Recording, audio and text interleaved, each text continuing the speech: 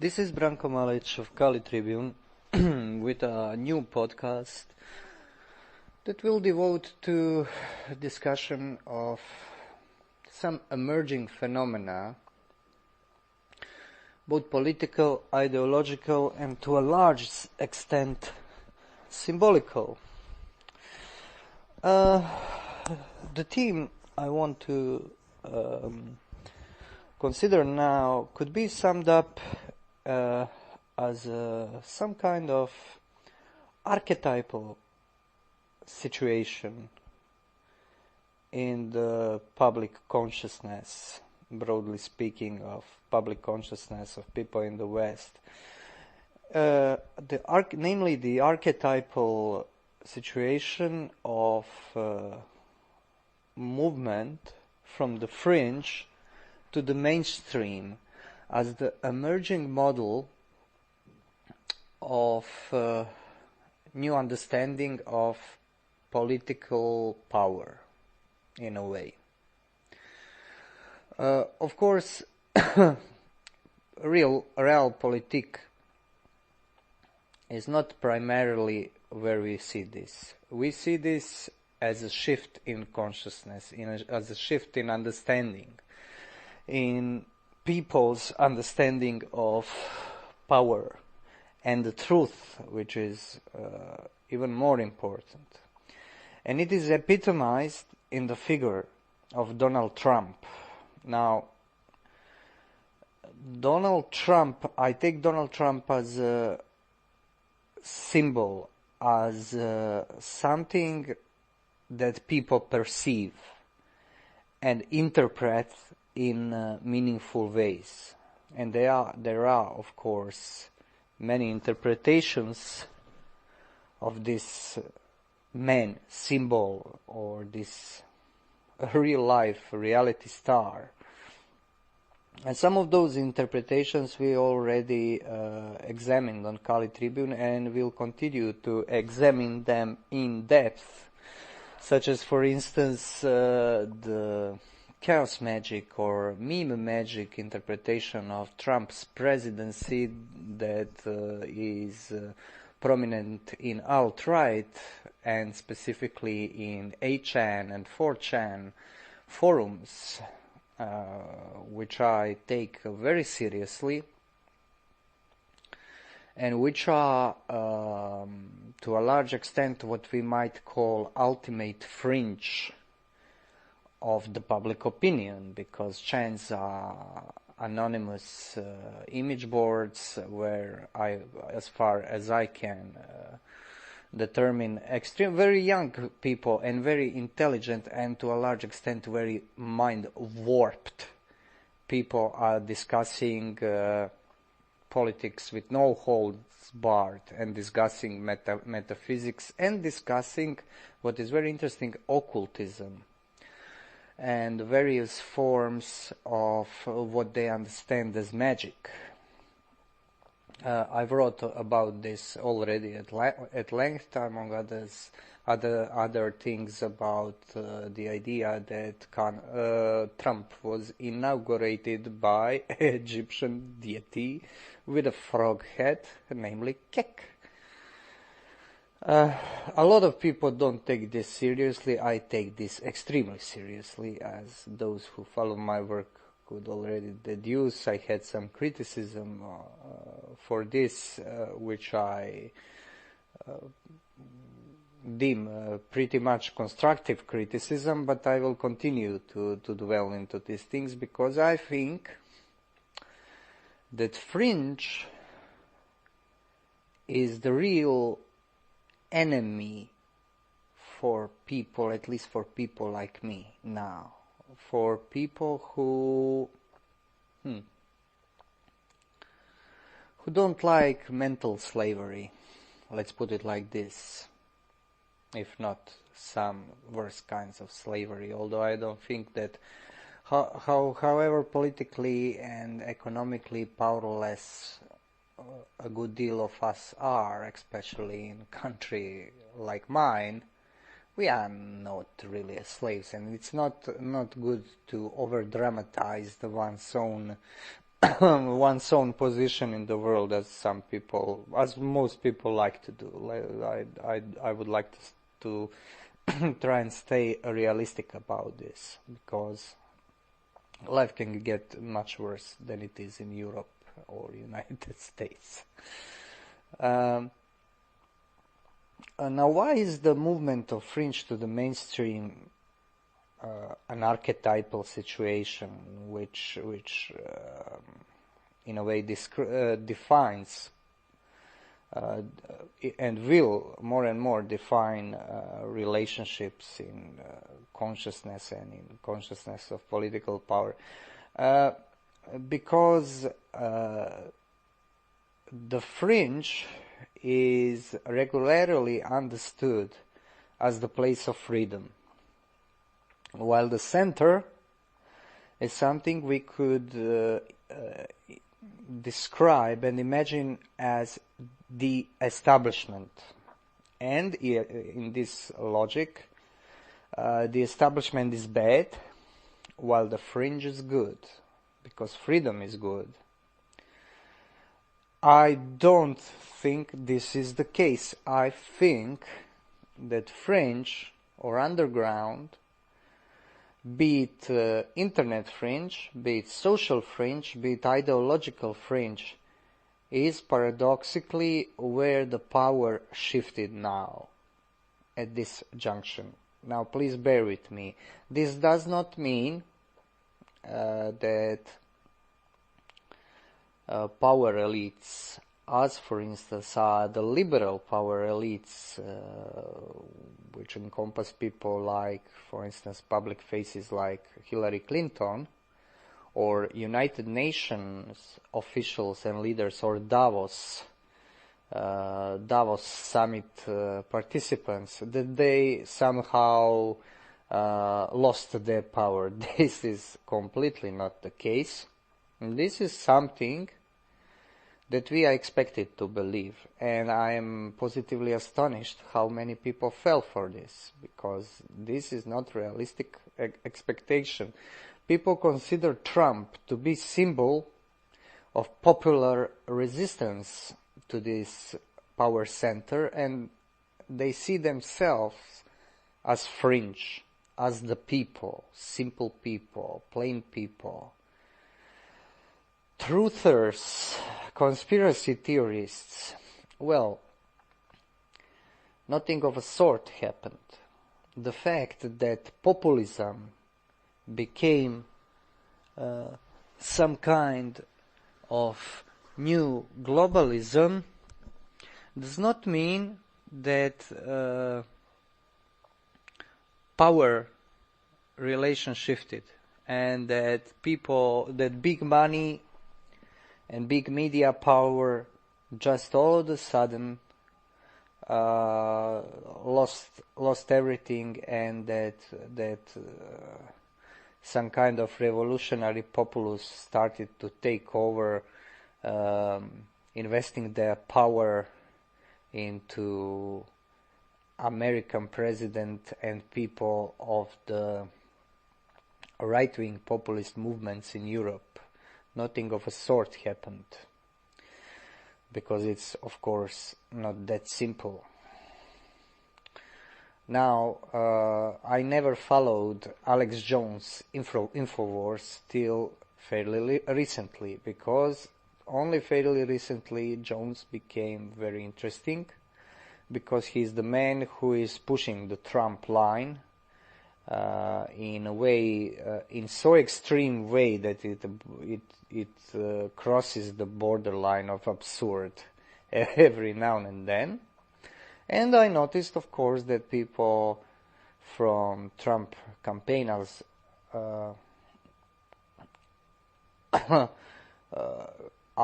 also participating in Alex Jones's shows, and are in fact, as Roger Stone, for instance, are exploiting the expectations of the people who participate in this quote-unquote conspiracy culture. And I think that they understood the mentality of this culture in a very profound way. They understood what people want to hear. They want to hear that they, the fringe, the alternative media, the alternative intellectuals, the alternative politicians are now moving into center. Like hell they are moving into center, and even if they are not performing very well, as we can see on Jones's example. And please bear in mind, I do consider, most people will say that Alex Jones or somebody like Glenn Beck are ridiculous personages. They are not ridiculous at all. They are very good money makers. And most of conspiracy culture, to my, at least in my mind, is fairly along the lines of Alex Jones, although Alex Jones is such a clown that when you compare him to some other, let's say, alternative researcher, this other alternative researcher looks like a real journalist or a real intellectual and so on. But if you take away rhetorics and keep what they say, you can see that they are pretty much along the same lines. Namely, the whole of this conspiracy movement is very problematic. One of the things we'll do in the future on Kali Tribune, as much as time provides, I'm sorry I can't produce more material at a shorter notice. I simply don't have time and resources for this. One of the features of conspiracy culture is its, is that it is very recent phenomena. Now, conspiracy theories are not recent, they are modern, as we know from the example of Abbé Augustin Barruel, about which I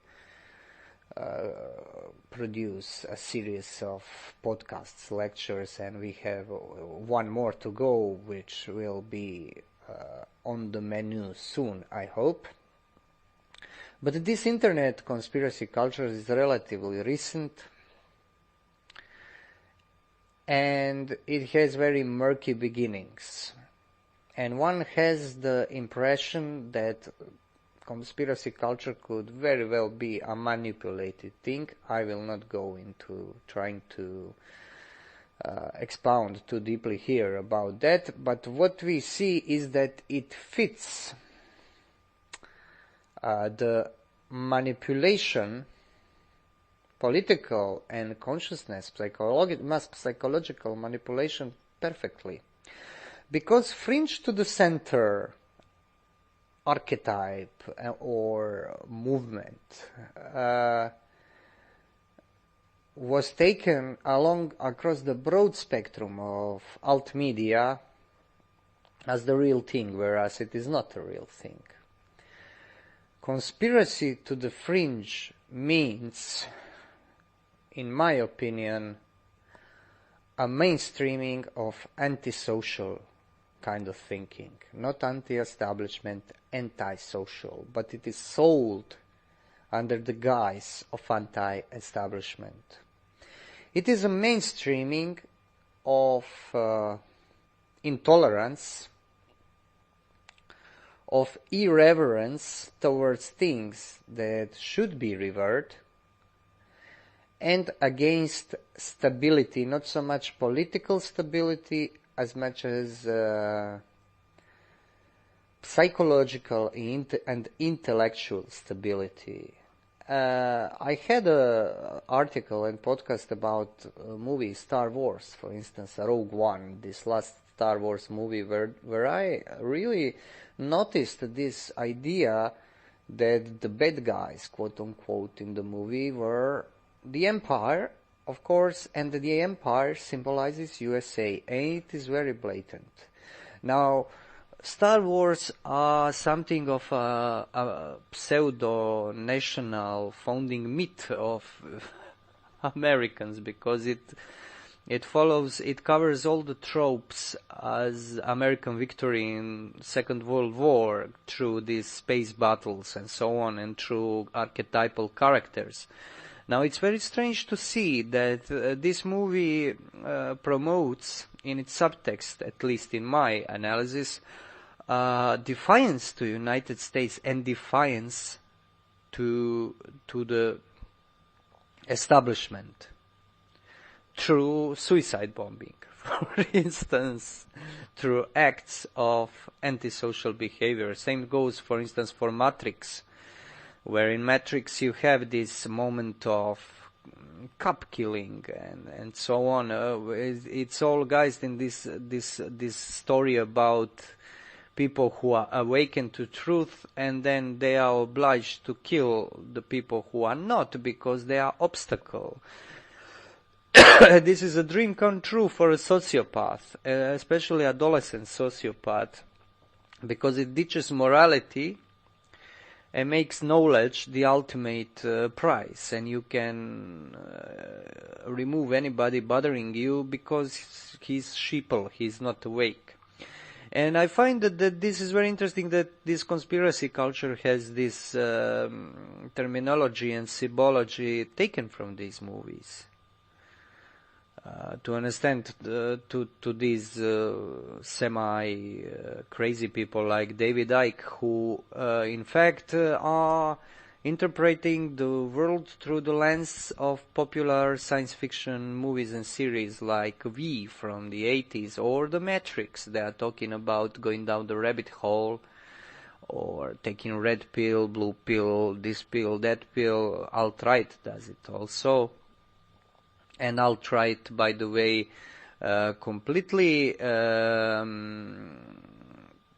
immersed itself with alt media, especially through this Pizzagate brouhaha, which was the most prominent among these faceless, anonymous researchers. Few people who are alt-right, and I saw some people I know over the internet, researchers and interviewers who are so fanatical about this Pizzagate thing. They are also alt-right people, or they are at least sharing the main ideas of alt-right, although they don't understand what the main ideas of alt-rights are at all. And this is the process. So we have Trump, who supposedly is an anti-establishment president,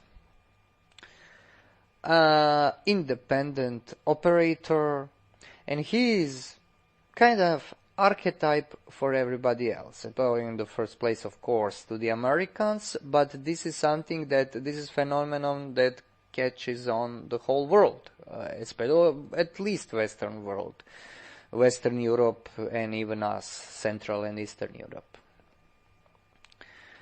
And this is the archetypal situation or mass psychological form that can be, and indeed, in my opinion, will be very useful for fringe movements as post-Nazis and as movements that are colored in these post-Nazi ideologies and neo-fascist ideologies and so on, because they are on the fringe, and after the Second World War, but now, after the years of political correctness, or the people say lunacy, I wouldn't say anything lunatic about political correctness. It is very, very well crafted policing tool. After all this sensitivity training, compulsory sensitivity training on a mass scale, that was not at all grassroots, but coming from above, from academia, media, and political power, people are completely fed up.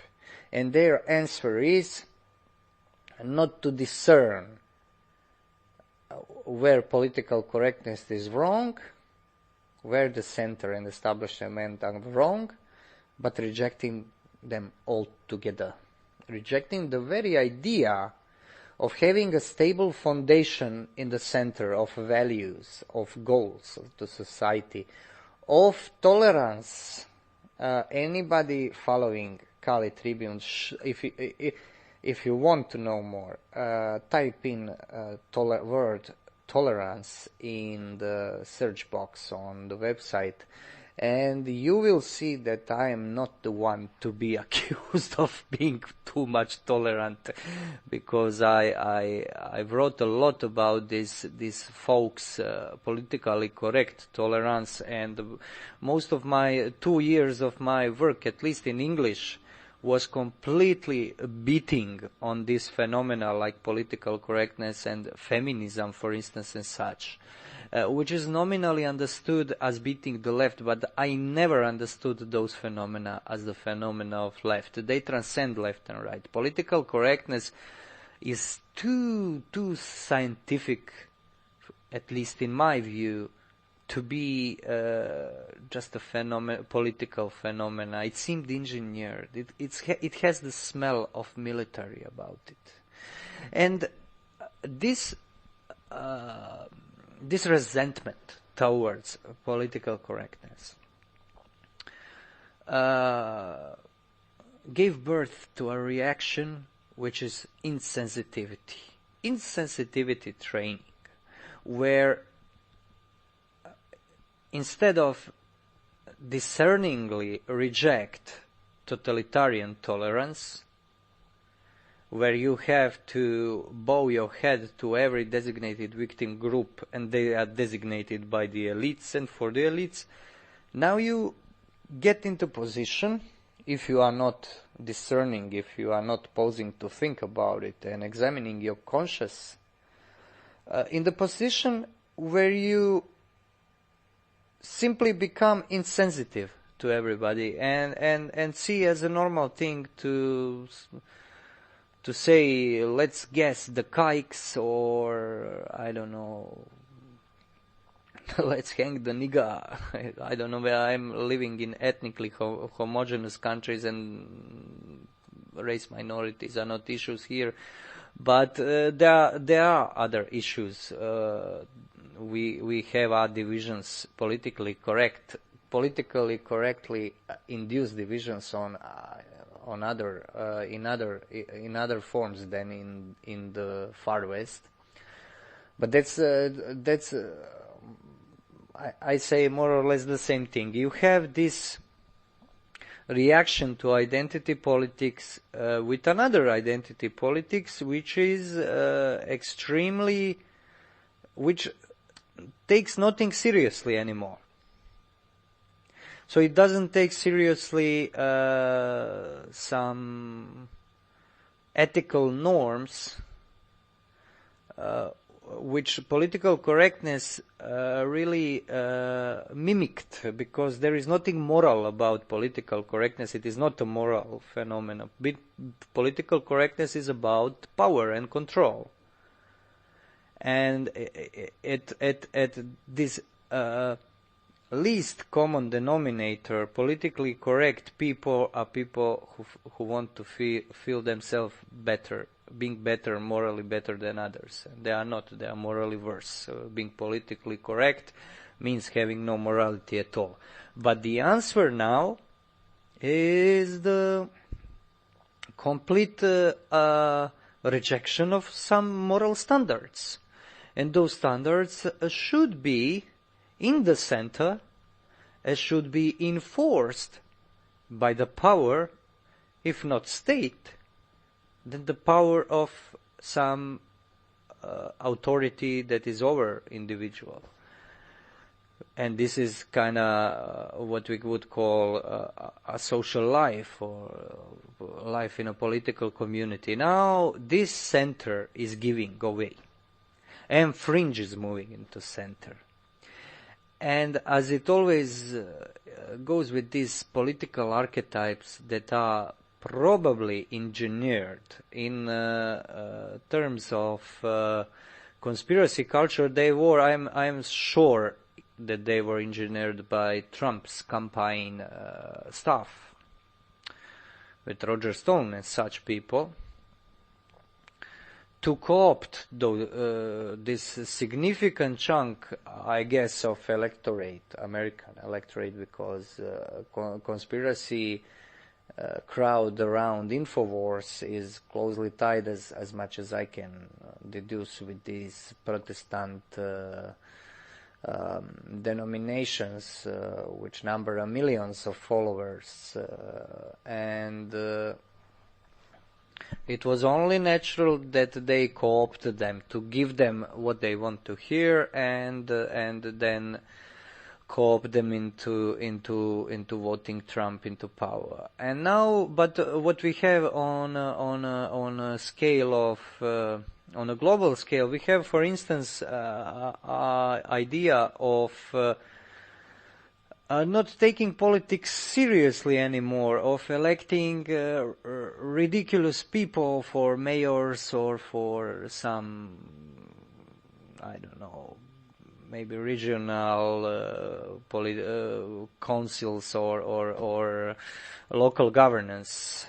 I have this in my own country, in my own small town where I live, the idea that we should elect a local fool, because all the politicians are so corrupted and such a bunch of thieves that the best thing is to show them the middle finger and elect somebody who is not fit to tie his own shoelaces. Now, this is not funny. That's the problem. This is not funny. This is funny for some time. But after some time, you realize that you cannot stop laughing, that your laughing is compulsory. And I don't think this is accidental. And I by no means think this is a good thing. And when I talked about this Kek business and mimetic magic, the idea of Kek, the god, is that it is a god of maniacal laughter, the god of chaos, who takes nothing seriously, who makes everything funny, hilarious, but hilarious in a way that you can't stop laughing. And one could say that if you indulge something like laughter, that should something that should have a strict measure, without measure, you might as well be in hell. That could be a torment. And I think this is what we see happening. And this is movement of the fringe to the center. Everything is good just as long as it is a fringe. And people lived in this bubble for a long time, thinking that just by virtue of not being mainstream, you are good. Well, that's not true. Mainstream is horrible, but there were times, for instance, when mainstream media were worth their salt. I don't think media or newspapers and such especially noble invention or activities or professions.